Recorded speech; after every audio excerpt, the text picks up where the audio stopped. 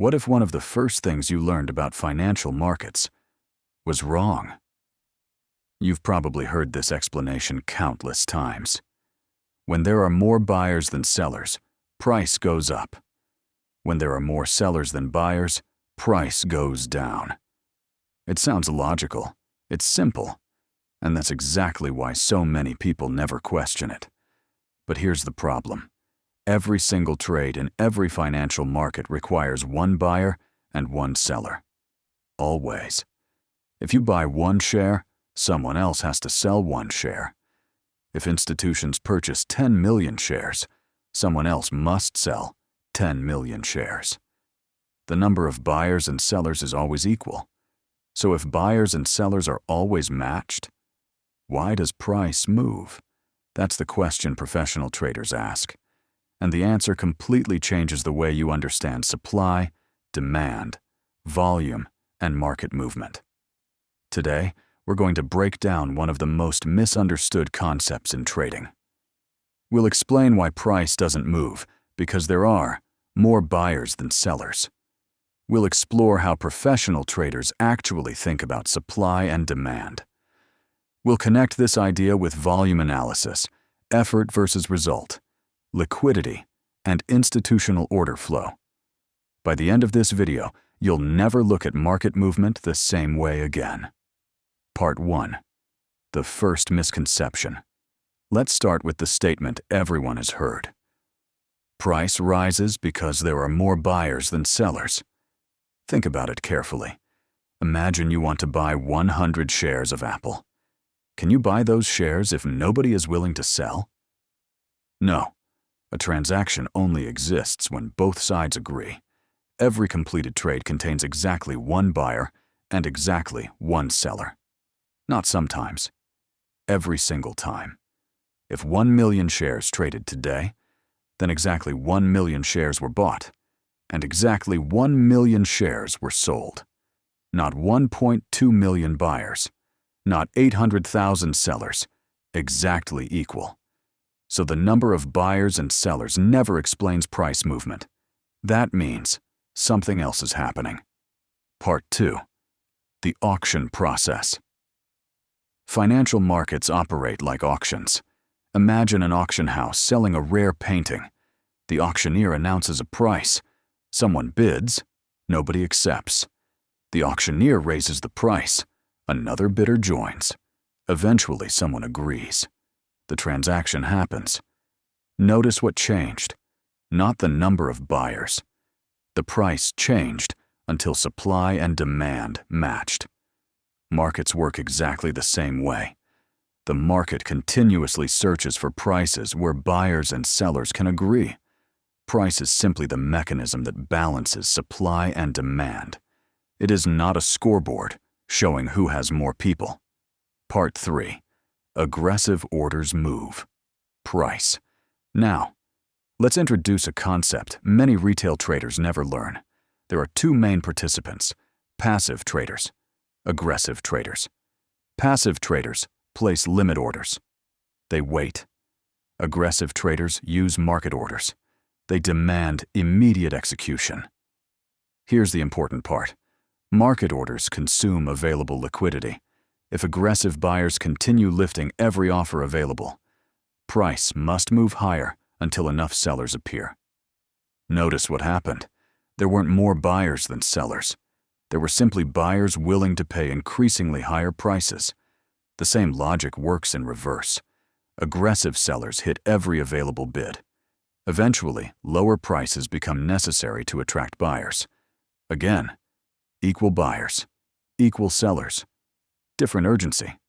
That's what moves markets. Part 4. Liquidity is the missing piece. Think of liquidity like inventory on a store shelf. Imagine a grocery store has only 3 bottles of water. Suddenly, 50 customers arrive. The store raises prices, not because there are more customers than products, but because inventory is limited. Markets behave similarly. If very little supply exists near current prices, even modest buying pressure can move price dramatically. On the other hand, if institutions have massive sell orders waiting, price may struggle to rise despite heavy buying. Liquidity determines how far price must travel before finding enough opposite orders. Professional traders study liquidity. Retail traders often ignore it. Part 5. Why volume matters.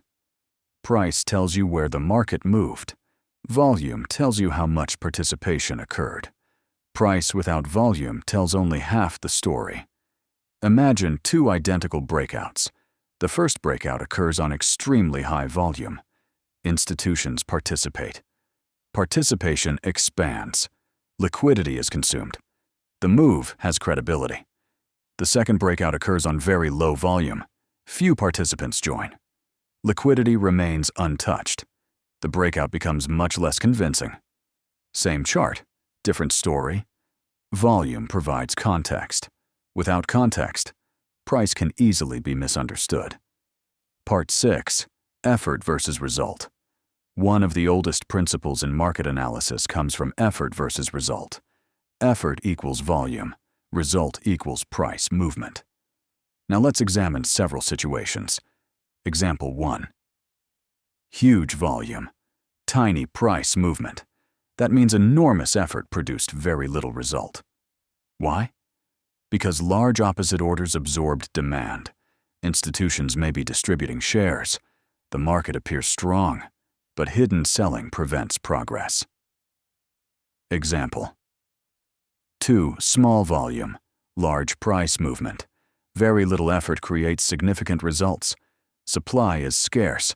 Even limited buying pushes price higher.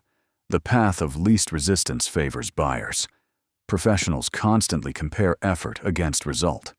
Whenever the two become inconsistent, something important may be happening beneath the surface. Part 7. Case study. Buying climax. Imagine an uptrend lasting several weeks. News becomes overwhelmingly bullish. Television celebrates new highs. Social media predicts endless gains. Retail traders rush in. Volume explodes.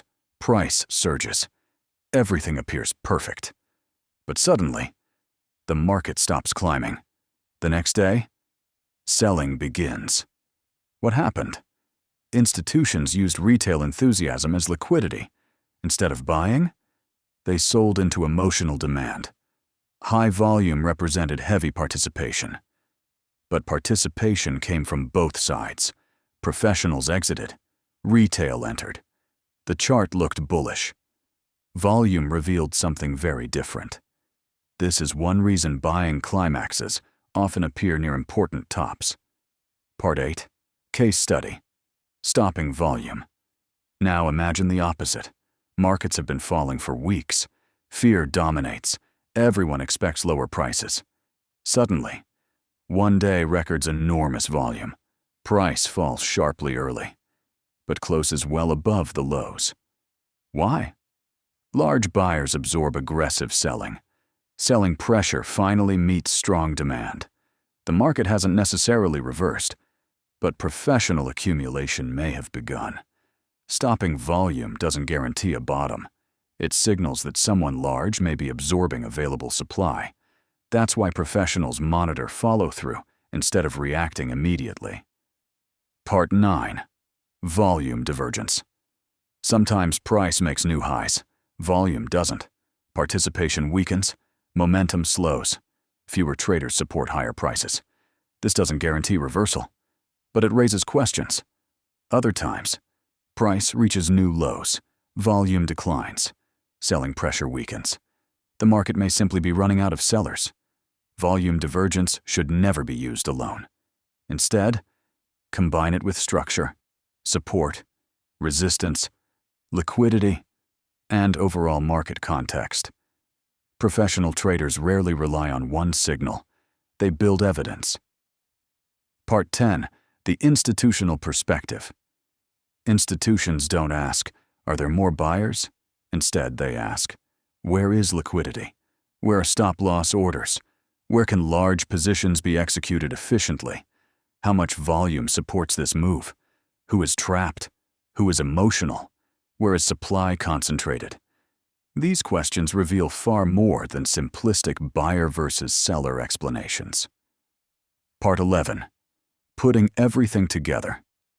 Let's summarize the professional framework. Price moves because aggressive orders consume available liquidity. Volume measure participation. Effort compares participation. Result measures price movement. Liquidity determines resistance.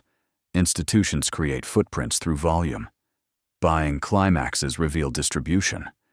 Stopping volume may reveal accumulation. Volume divergence highlights weakening participation. Each concept supports the others.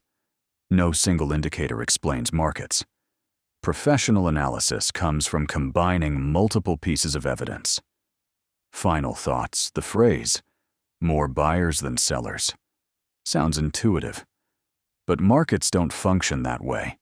Every trade has both sides. What changes isn't the number of participants. It's the willingness of participants to accept different prices. Price is the auction. Volume is the evidence. Liquidity is the battlefield. Understanding this relationship transforms how you read charts. Instead of asking, "Who has more buyers?" ask better questions. Who's becoming aggressive? Who's absorbing orders? Where is liquidity? Does the volume support the move? Is the effort producing meaningful results? Those questions move you closer to how professional traders interpret markets. Because successful market analysis isn't about repeating simple slogans. It's about understanding the mechanics that drive every transaction.